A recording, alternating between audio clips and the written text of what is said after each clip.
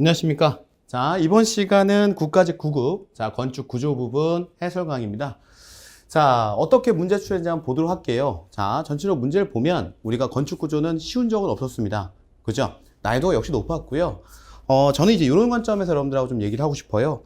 자, 우리가 이제 과락을 면하거나 아니면 50점 이상, 60점 이상으로 가기를 원하시는 분들이 있죠. 뭐 80점, 90점. 자, 물론 이제 실력이 출중하신 분들은 80점, 90점으로 가게 되는데, 자, 보통 보면은 과락을 면하고 싶다 라는 관점에서 접근하신 분들이 많아요.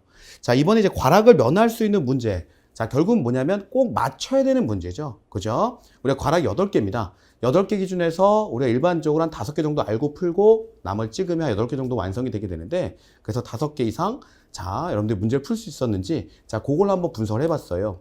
자, 분석을 해보니까, 자, 우리 일반적으로 한 7문제 정도? 7문제 정도는 여러분들이 풀 수 있는 문제가 나왔습니다. 풀 수 있는 문제. 자, 기본적으로, 자, 어느 정도 너무 디테일하게 공부를 하지 않고 디테일하게 이해를 못 하더라도, 자, 풀 수 있는 문제가 한 7문제 정도 나왔고요. 7문제를 모두 맞췄을 때는 여러분들이 한 9개에서 10개 정도, 한 50점, 45점, 50점, 그 다음 문제만 55점, 이런 정도로 이제 문제가 점수가 분포될 거예요. 자, 그 정도로 분포되고, 여러분들 이제 작전상, 그죠? 다른 쪽 과목에서 점수 올려놓고, 이렇게 해서 이제, 자, 어떻게 합격을 하신 분도 있겠죠. 물론 이제 국가직은 그런 가능성은 적습니다. 국가직은 이제 8, 9점 이상 맞아야, 뭐 7, 80점 이상 맞아야, 자, 합격을 하기 때문에 가능성은 적은데요. 지방직까지 보시는 분들은, 아, 요런 문제들은 반드시 맞춰야 되는구나. 라는 거를, 자, 요번 해설 강의를 통해서 한번 확인을 해 주시기 바라겠습니다. 자, 1번 문제부터 그러면 같이 보도록 할게요. 자, 건축구조 기준에서 설계 하중에 대한 설명으로 옳지 않은 것은 뭐냐?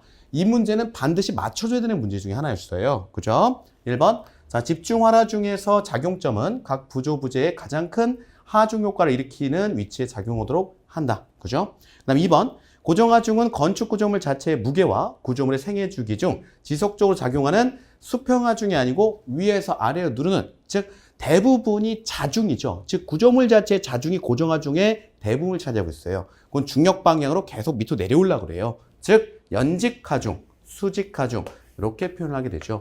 연직하중이 맞는 표현이 되게 됩니다. 그렇죠? 2번이 정답이 되겠고요. 이 문제는 반드시 맞춰줘야 되는 문제 중에 하나였고요.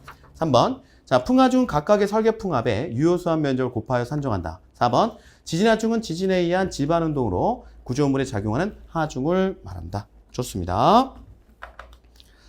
자, 그 다음에 두 번째 문제. 자, 이 문제도 여러분들이 맞춰줬어야 되는 문제예요. 자, 강구조 용접접합부에서 용접 후 검사 시에 발생될 수 있는 결함의 유형으로 옳지 않은 것은 뭐냐? 자, 블롯, 언더컷, 오버랩 전부 다, 자, 우리가 하자 유형, 용접의 결함 유형이라고 얘기를 하는데, 이 비드라고 하는 건 뭐예요? 용착금속을 비드라고 얘기를 하잖아요. 그죠? 용착금속의 어떤 형태, 그죠? 요거를 비드라고 얘기를 해요. 그래서 그림으로 표현하면은 이런 식의 그림 표현 되겠죠? 우리가 호명접으로 이렇게 간다고 하면, 이렇게 호명접으로 간다고 하면 이쪽에 이렇게 해서 채워져 있는 것들, 그죠?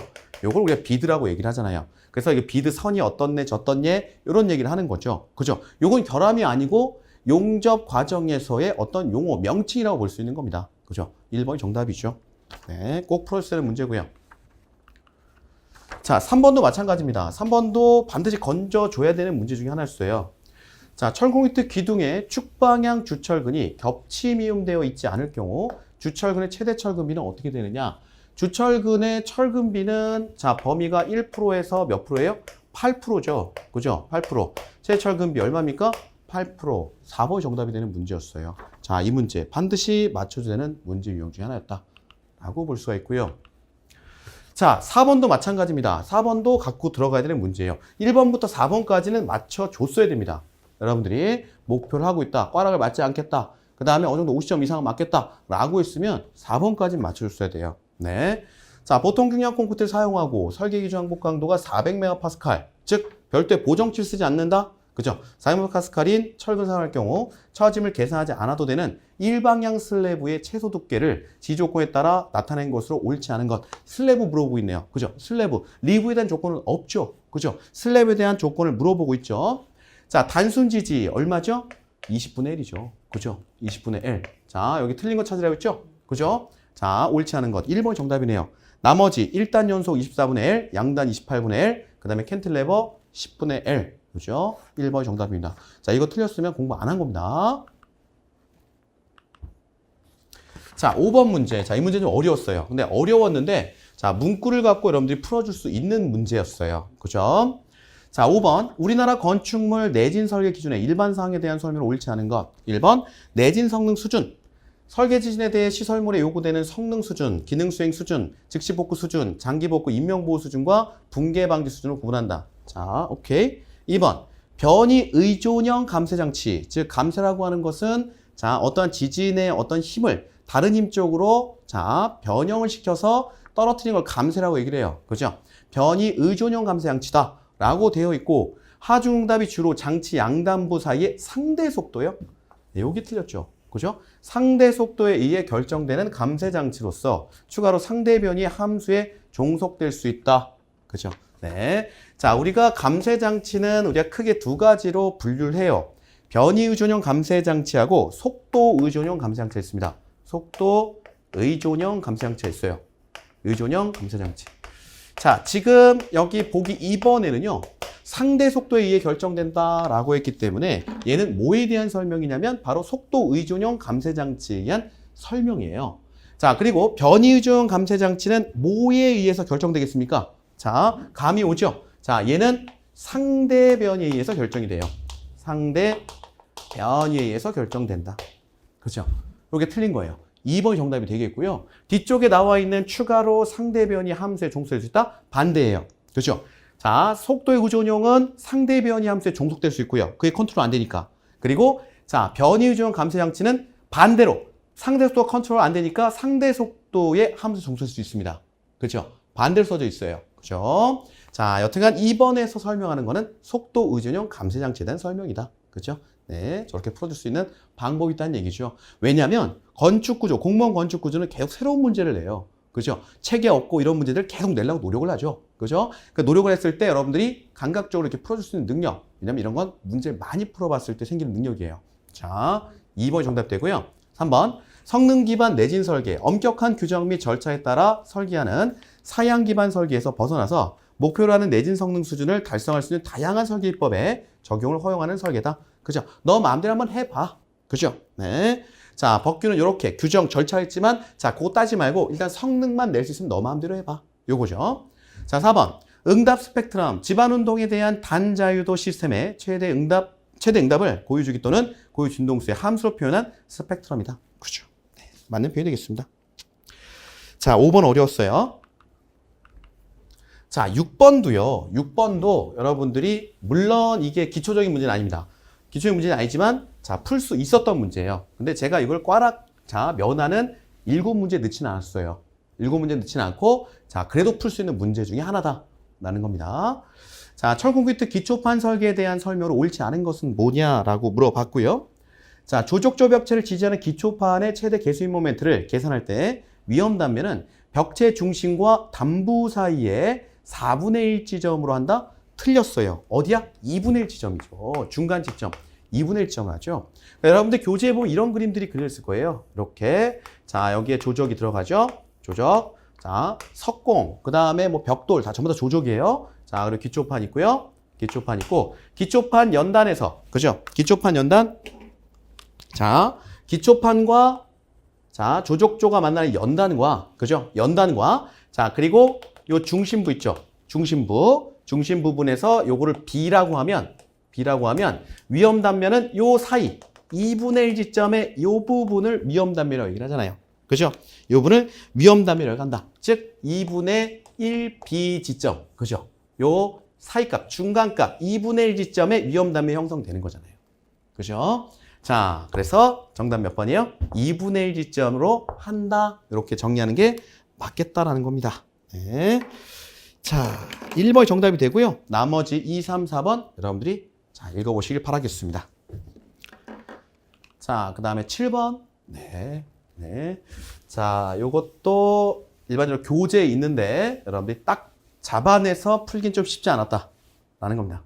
자, 그래도 나머지 지문들이 옳은 지문이라는 인식이 있기 때문에 나머지 하나를 찍을 수 있었던 문제 중에 하나였어요.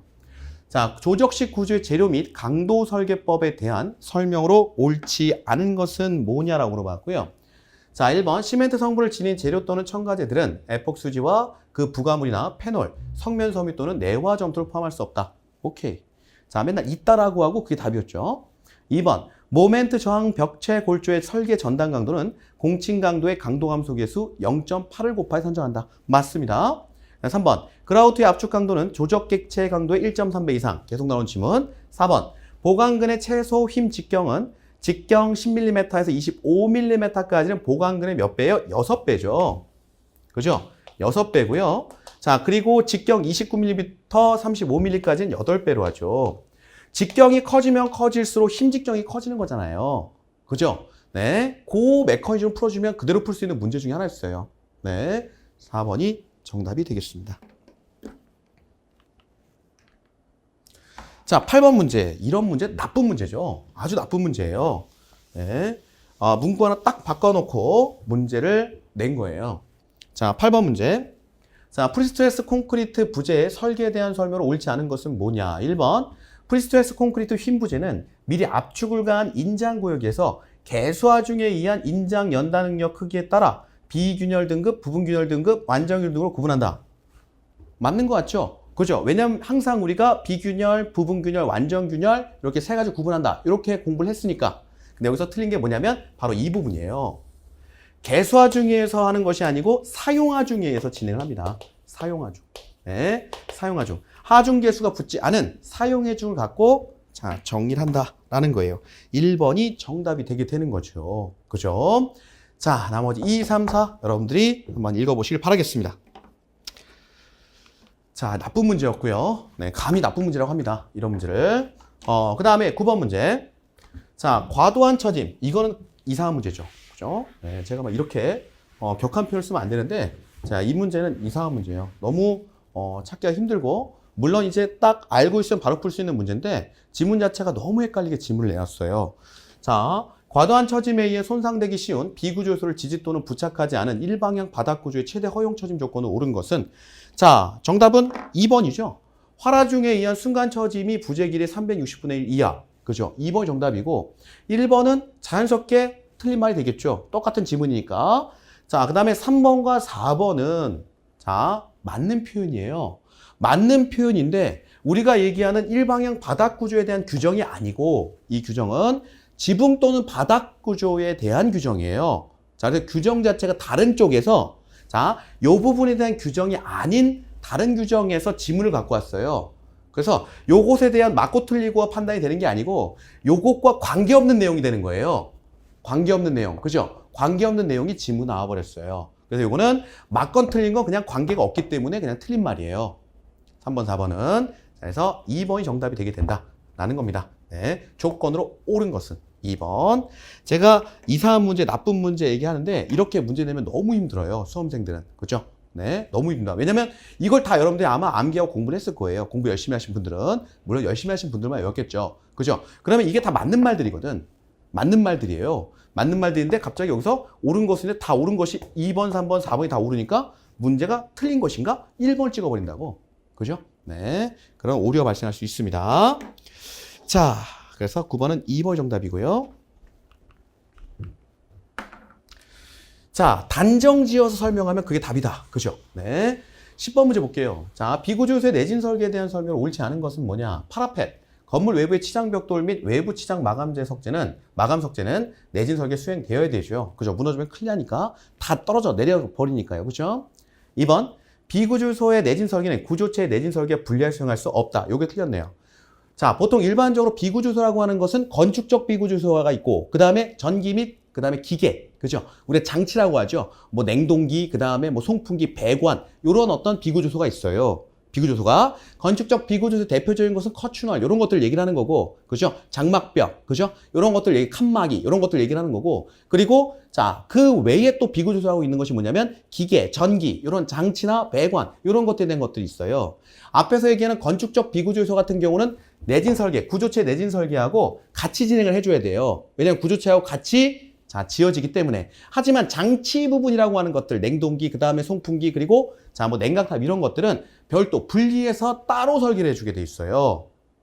왜냐면 교체하잖아요, 나중에. 그죠? 나중에 교체해주고, 그 다음에 나중에 심어주고, 이렇게 하기 때문에 별도로 분리해서 설계가 가능해요. 그죠? 자, 그 내용을 얘기를 하는 거예요. 지금 비구조도 건축적 비구조가 있고 그 다음에 기계 전기 비구조소가 있다. 그죠? 기계 전기 비구조소는 나중에 건물 다 진 다음에 끌고 들어오는 것들이거든요. 그죠? 그리고 나중에는 건물 지어진 상태에서 또 교체도 가능해요. 계속 교체도 한다고요. 그죠? 그렇기 때문에 구조체 내진 설계하고 분리해서 설계가 가능해요.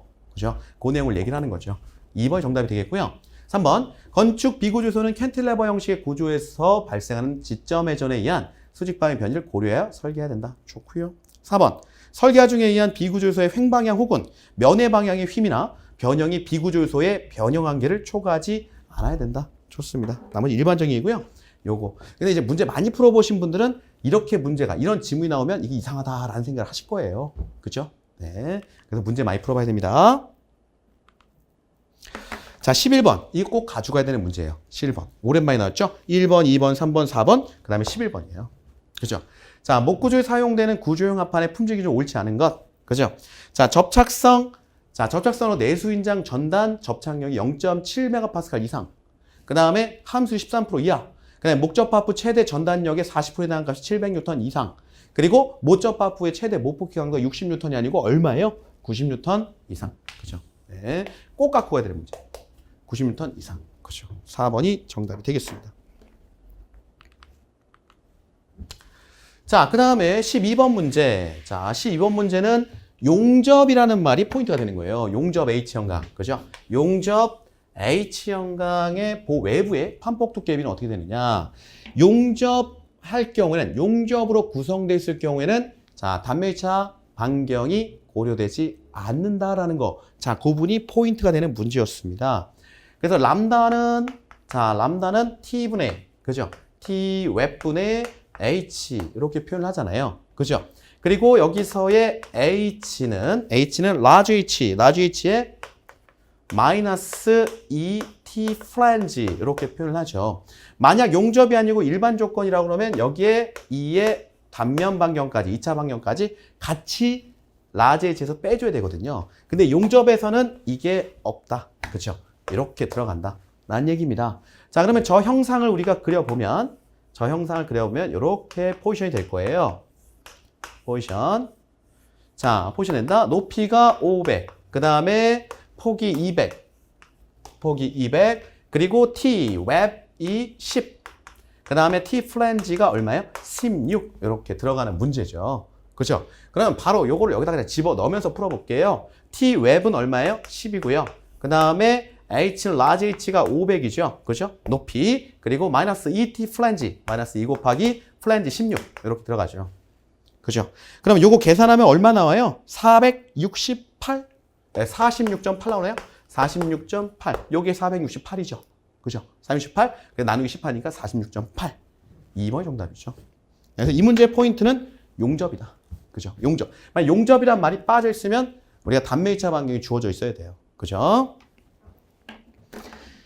자, 이 문제 어려웠어요. 그죠? 어려웠고요. 그 다음에 13번 문제.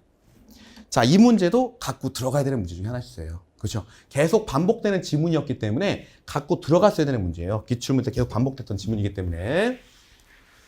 자, 13번. 말뚝 재료의 허용 응력에 대한 설명으로 옳지 않은 것은 뭐냐라고 물어봤고요.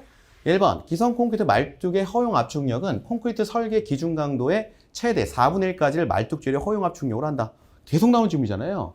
2번. 기성 콘크리트 말뚝에 사용하는 콘크리트의 설계 기준 강도는 30MPa 이상?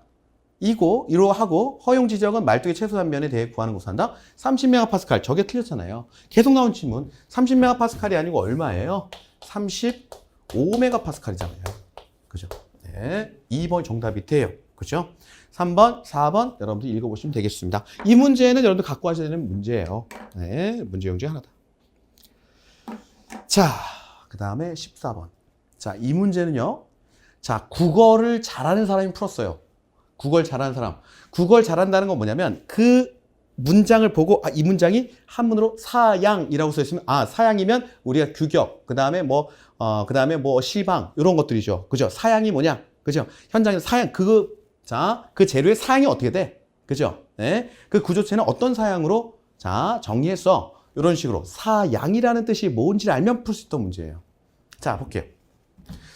자, 14번. 자, 강구조 내화 설계에 대한 용어의 설명으로 옳지 않은 것은 뭐냐라고 물어봤고요.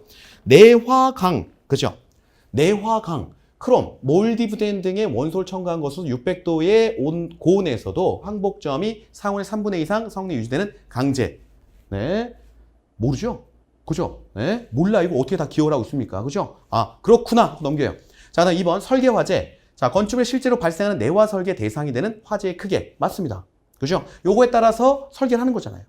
자, 그 다음에 3번. 구조 적합 시간. 합리적 공학적인 해석 방법에 의하여 화재 발생으로부터 건축물의 주요 구조부가 단속 및 연속적인 붕괴에 도달하는 시간을 얘기를 한다라는 겁니다. 맞아요. 네. 자, 네, 4번 볼게요. 사양적 내화설계다. 사양적 내화설계. 그죠? 사양적 내화설계. 사양적. 그죠? 사양적 내화설계. 자, 사양적 내화설계 있고 반대되는 것이 뭐가 있냐면 자, 반대되는 게 성능적 내화설계가 있어요. 반대되는 개념이 사양적 내화설계하고 반대되는 게 성능적 내화설계 있어요.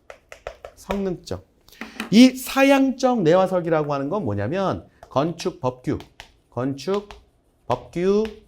그 다음에 기준 이런 것들을 준수해서 내화설계를 하는 거예요. 네, 내화설계 하는 거라고. 그래서 그 건물의 고유 특성이나 이런 거를 다 보는 게 아니고, 그죠? 건축법규의 기준이나 이런 거를 갖고 갖다 때려 넣는 거예요. 그죠? 내화 시간은 뭐 1시간을 해라, 뭐 기둥일 경우는 1시간에 3시간을 해라, 이런 사양적인 내화설계를 한다고요. 즉, 법규나 기준에 제시된 것들로. 요게 사양적 내화설계라고 하는 거고, 자, 건축물의 실제로, 그죠? 실제로 발생되는 화재를 대상으로 합리적이고 공학적인 해석 방법을 사용하여 화재 크기, 부재의 온도 상승, 고온 환경에서 부재의 내력 및 변형 등을 예측할 건축물의 내화 성능을 평가하는 내화설계 방법. 즉, 실제의 어떤 화재, 실제로 발생되는 화재를 대상으로 해서 정리하는 방법. 이건 뭐가 되겠어요? 성능적이 되는 거예요. 그죠? 요게 실제예요, 실제. 그죠? 실제. 자, 그래서 사양적 화재 내화 설계는 건축 법규 기준에 한 거고, 성능적 내화 설계라고 하는 것은 실제적인 자, 스터디를 하는 거예요. 그죠? 네. 자, 그래서 요 두 가지 차이. 즉, 제가 얘기했죠. 처음에 국어적으로 사양이라는 말을 알고 있으면 이걸 풀 수 있었겠다. 왜냐하면 사양이라고 하는 건 실제적인 게 아니고 법규 기준이에요. 그리고 여기서는 지금 처음에 초도에 건축물의 실제 발생되는 이런 말이 나오잖아요. 그죠? 네. 정답은 4번입니다. 네. 어려운 문제였어요. 어려운 문제였는데 제가 좀 쉽게 풀어보려고 한 겁니다. 자, 됐고요.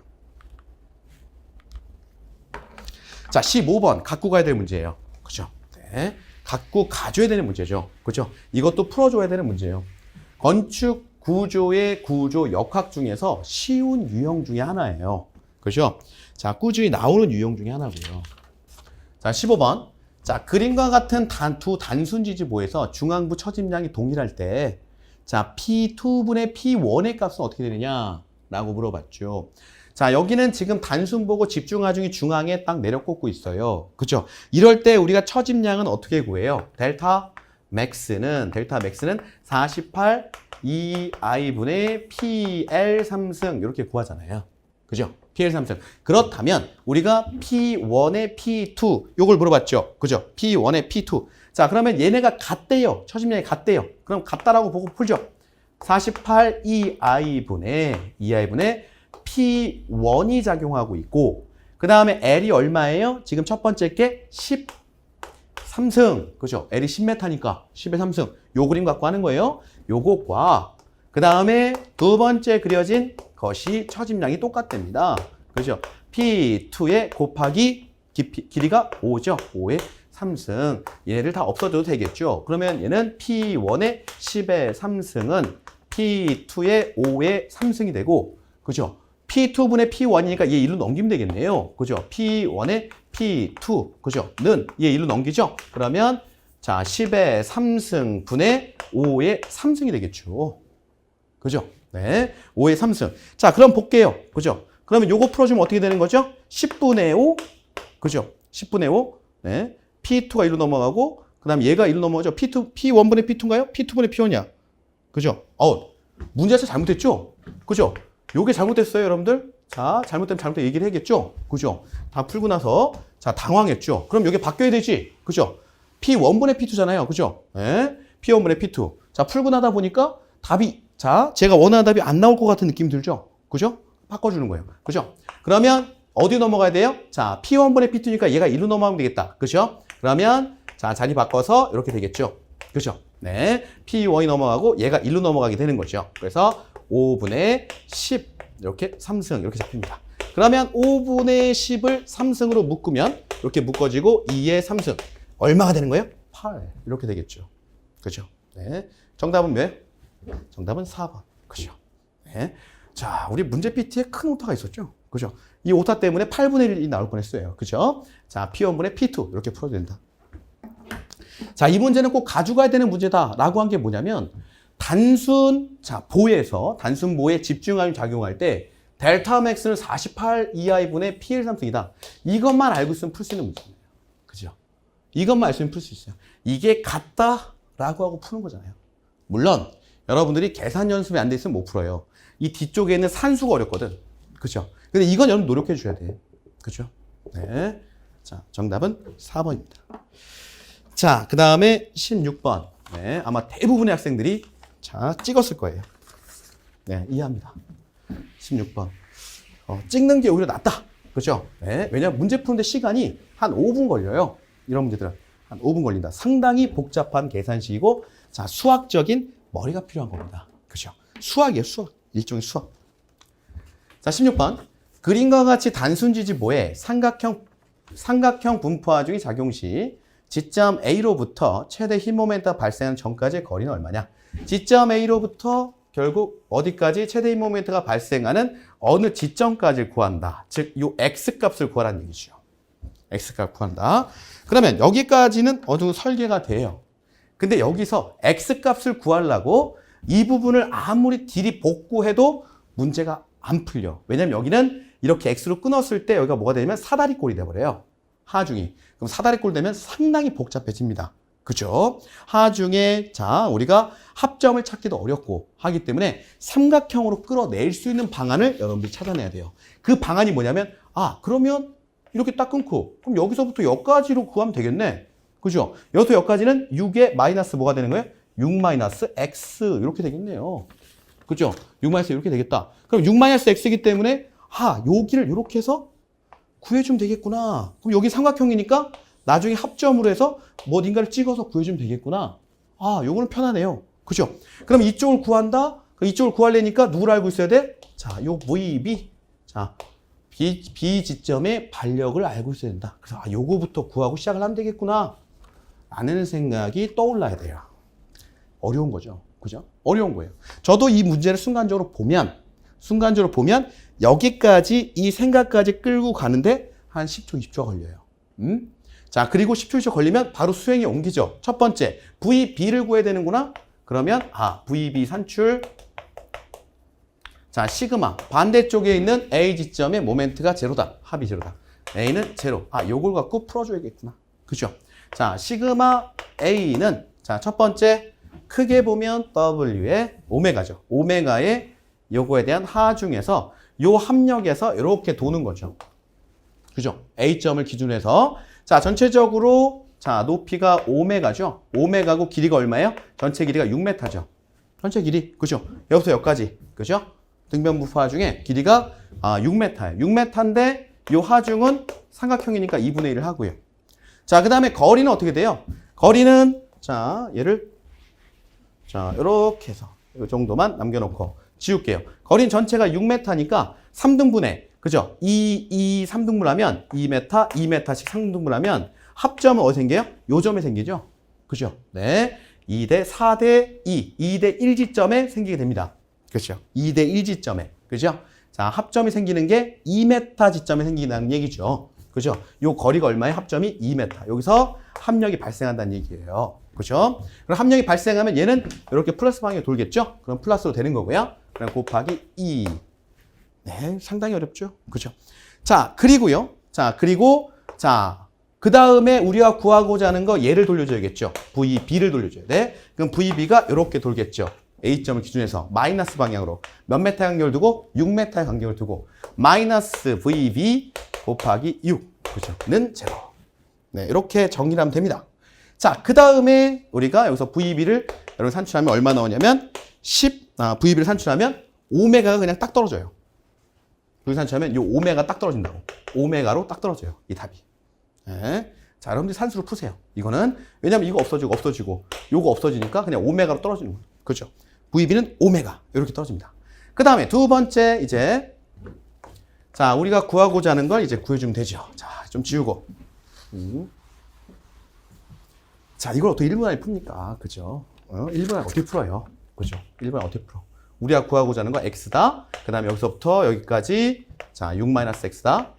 자, 그러면 여기 요렇게 해서 요 부분을 끊어서 풀어준다는 얘기죠. 지금. 그죠? 요 정도까지. 그죠? 이렇게 끊어서 풀어주는 거죠. 자, 그럼 끊어서 풀어주면 자, 여기 부분이 이렇게 형성이 되겠죠. 그렇죠? 이렇게 형성이 돼요.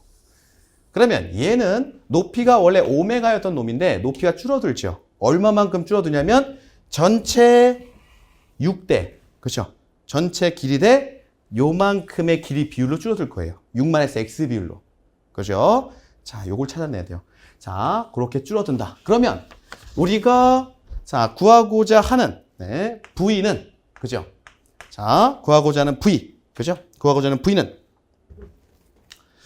자, 네. 요 부분 하나 설명 안 되겠네. 그죠? 네. 요 부분 설명 안 들었네. A로부터 최대 힘 모멘트가 발생하는 점. 그죠? 요 점은 최대 힘 모멘트니까 요 때는 전단력이 얼마예요? V는 제로죠? 그죠? 네. 요거 하나 설명 안 드렸네요. 그죠? 자, 그러면 V는 제로. 요렇게 놓고 풀어야겠죠? 그래, V는 제로. 그죠? V. 즉, 수직력은 제로다. 전단력은 제로다. 라는 걸 놓고 풀어야겠죠? 자, 전단력 V는 네, 가다 듬고요. 전단력 V는 자, 결국은 얘의 힘이죠. 그죠? 얘의 힘. 얘의 힘이 하나 작동할 것이고 그리고 이제 얘의 힘이 하나 작동할 거예요. 요 두 가지죠. 요 구간에서는 우리가 항상 끊어서 정리를 하기 때문에. 그렇죠? 네. 요가 0이다. 그러면 지금 좀 전에 말씀드린 것은 요 부분에 대한 높이를 제가 좀 구하려고 한 거예요. 그렇죠? 요 부분의 높이는 오메가 원래 높이에서 전체 길이 대비 얼만큼이요? 요 길이만큼이 요 높이가 되겠죠. 네.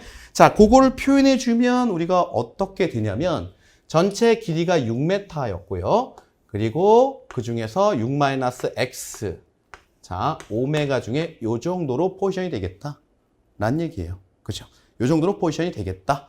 라는 얘기입니다. 자, 요 얘기를 지금 계속 말씀드린 거고요. 그럼 힘의 자, 크기가 이렇게 나왔고 그리고 여기에 또 합력 부분이 찍혀야 합력 부분이 찍혀야 자, 요 부분을 갖고 그죠? 네. 합력 부분 찍힐 필요 없죠. 그죠? 죄송해요. 자, 요 부분이 이렇게 힘의 크게 나왔고 그다음에 요 길이는 어떻게 되는 거예요? 요 길이는 자, 6-x가 되죠. 6-x가 되죠. 근데 전체적으로 얘는 얼마예요? 삼각형이니까 곱하기 2분의 1.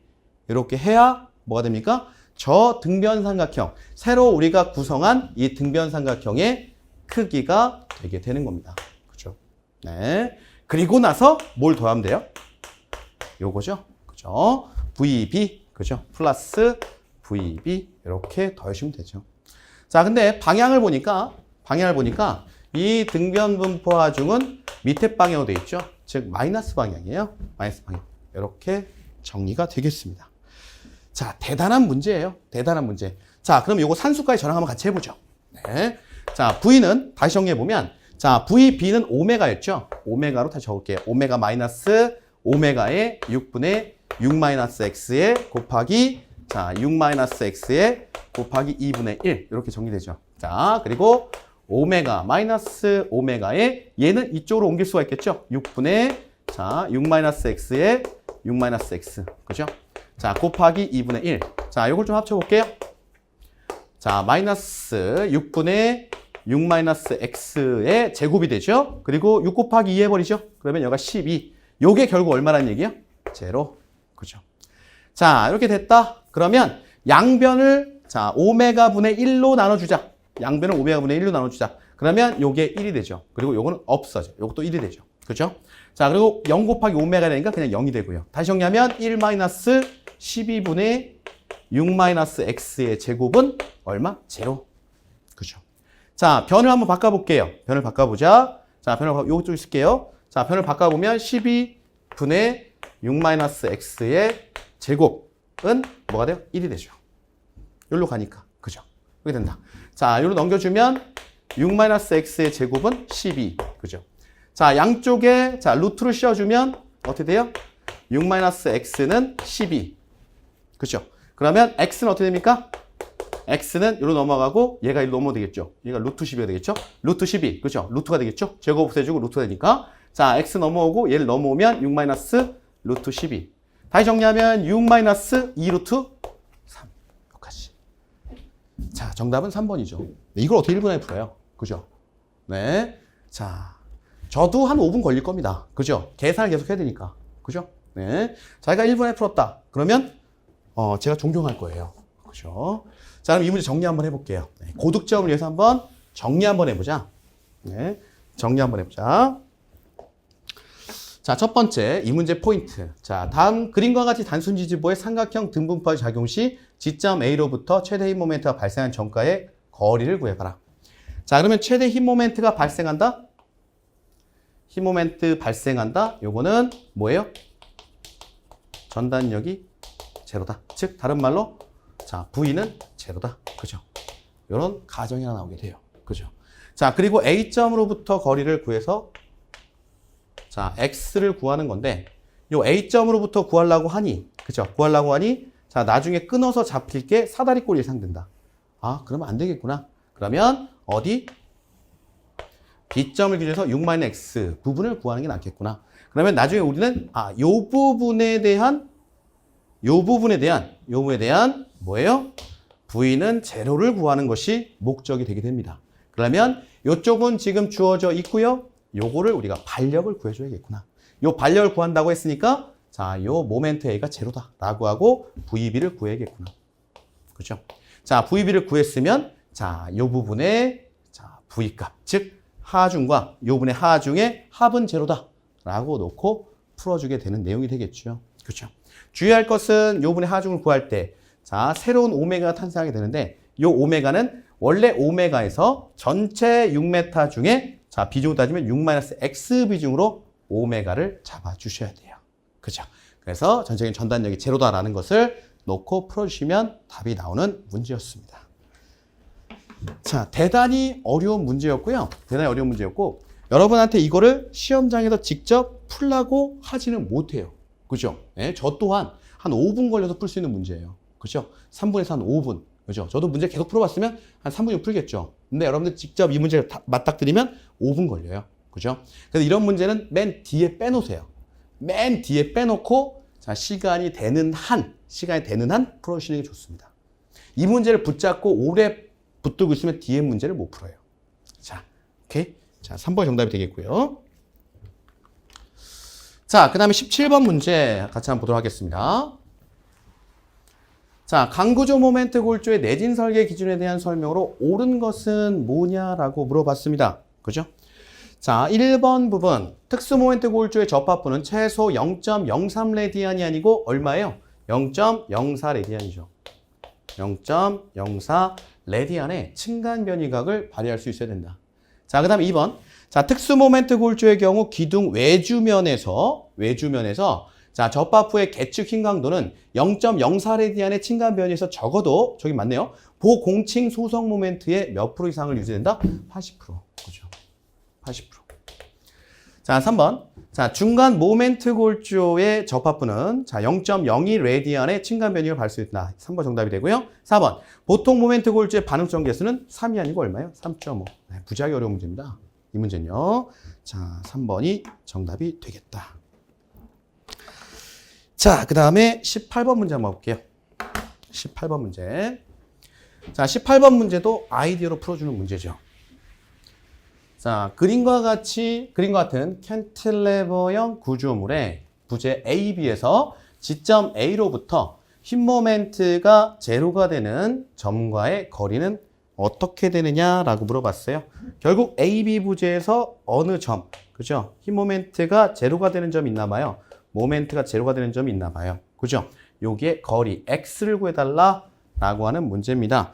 자, 나중에 결국은 어떻게 할 거냐면 요 부분을 이렇게 끊어서 요 부분만 갖고 계산을 완료를 시킬 거예요. 그죠? 계산 완료 시킬 거다. 자, 그렇다면 요 부분을 계산 완료하려고 그러면 A지점에 작용하는 반력 부분을 알고 있어야겠죠. 근데 우리가 최종적으로 이 부분의 모멘트는 제로입니다 라고 했기 때문에 모멘트와 관련된 것만, 모멘트 계산에 필요한 반력만 여러분들 끄집어내면 돼요. 총 반력이 3개가 걸려있죠. 그중에서 모멘트와 관련된 거는 2가지죠. 네. 반력이 이렇게, 그 다음에 이렇게, 그리고 뭐 이렇게, 자, 수직, 수평, 휘임이 작동을 하게 되는데 이 중에서 수직 같은 경우는 자, 거리가 발생하지 않아요. 그죠? 그냥 치고 올라가기 때문에 압축력 형태로 됩니다. 그래서 얘는 구하지 않아도 돼요. 얘하고 얘만 구해야 되겠죠. 그죠? 자, 그러면 수평력 같은 경우는 바로 구할 수가 있겠죠. 그죠? 수평력은 이 전체 구조물에서 작용하고 있는 거는 딱 요거 한 놈이에요. 그죠? 수평력 요거 한 놈입니다. 자, 요거 한 놈이 얼마를 작용하고 있어요? 메타당 3kN. 자, 4m죠. 총 얼마? 그러면 12kN 이쪽 방향으로 작동을 하고 있어요. 그죠? 자, 그런데 반력이기 때문에 얘는 이 힘을 버텨줘야 되는 힘이기 때문에 얘의 방향은 이렇게 설정이 되겠죠. 그죠? 얘의 방향은 여기에 설정돼서 12kN 이렇게 설정이 될 겁니다. 자, 그리고 이 힘에서 또 발생하는 모멘트를 이 지점에서 버텨줘야겠죠. 그죠? 네. 요 지점에서 요 기준으로 발생되는 것 3 곱하기 4의 12kN에서 자, 요 방향으로 쭉 밉니다. 그쵸? 요 방향으로 쭉 밀죠. 몇 메타 간격으로 밀어요? 자, 몇 메타 간격으로 밀어요? 이렇게 해서 쭉 미는 힘들이 자, 몇 메타입니까? 자, 3m의 길이로 밀게 되죠. 왜 3m예요? 왜 3m? 자, 여기에 합력이 어떻게 됩니까? 여기 작동하죠? 여기 합력 작동하는 게 그러면 2m 지점에 작동을 하죠. 그죠? 자, 작동을 하고 그 다음에 여기가 전체 길이가 얼마예요? 5m예요. 그럼 요 밑으로 얼마가 남았어? 1m가 남았죠. 1m. 자, 그러면 요 지점을 기준으로 자, 요 합력이 작용하는 길이의 차는 요렇게 도는 관점이기 때문에 몇 m가 나가요? 3m의 길이가 발생하게 됩니다. 그죠? 네. 요 반의 합력에서 자, 중간에서 합력이 발생한다. 그래서 2m. 그리고 전체 길이 4m고 이게 5m니까 요 사이 1m. 그래서 요렇게 돌게 되면 자, 도는 방에 요렇게 돌게 되죠. 그러면 어떻게? 3m의 길이를 갖고 돌게 되는 겁니다. 그죠? 3m의 길이를 갖고 어떻게 돌아요? 요 방향으로 이렇게 돌죠. 그죠? 네, 플러스 방향으로. 자, 3m의 길이가 돈다. 그러면 요걸 식으로 쓰면 어떻게 돼요? 자, 모멘트 A는 3 곱하기 4의 힘에 몇 메타 간격으로? 3m 간격으로 돈다. 즉, 36kN 의 모멘트가 발생하게 돼요. 그죠? 자, 근데 얘는 요렇게 돌죠? 요렇게 돕니다. 그러면 얘를 버틸려면 여기서는 어떻게 돌아야 돼요? 반력은 이렇게 돌아야겠죠. 그럼 반력이 얼마 잡혀? 36kN 메타로 잡히겠죠. 그죠? 네. 아, 그러면 우리가 수평력 12kN, 그 다음에 모멘트 30kN 메타 다 뽑았네요. 자, 그러면 보겠습니다. 자, 우리가 구하고자 하는 거 M0 지점. 그죠? M0 지점이죠. M0 지점의 모멘트는 얼마다? 0이다. 라고 가정을 했어요. 문제에서. 그죠? 그럼 M0 지점에 작용하는 모멘트, 기본 모멘트 36kN 메타 있죠? 요거 지금 무슨 방향이에요? 마이너스 방향이죠? 마이너스 36kN 메타 하나 들어가고요. 그 다음에 이 수평력에 의해서 요 거리가 얼마입니까? X죠. 우리가 구하자는 거리 X. 그죠? 12kN이 X 거리만큼 이렇게 돌겠죠? 플러스 방향으로. 그죠? 그럼 플러스 12kN 곱하기 X는 뭐가 돼요? 제로. 0이니까요. 자, 그러면 얘를 1로 넘기면 얘를 곱해주면 어떻게 돼요? X는 12분의 36. 몇 메타? 3m. 그죠? 이렇게 나오게 됩니다. 정답은 3번이 되겠죠. 자, 이 문제. 여러분들 기본적으로 먼저 뭐예요? 아, 이 지점까지, 이 지점을 구하는 것이구나. 이 지점부터 A부터 여기까지 길이를 구하는 것이야. 끊는다. 그죠? 끊는다. 끊고 한쪽만 구한다.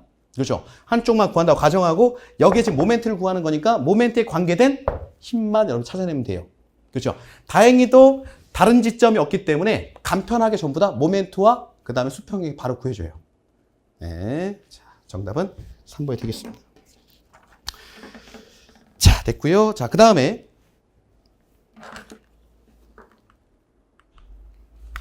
19번 문제. 자, 보겠습니다.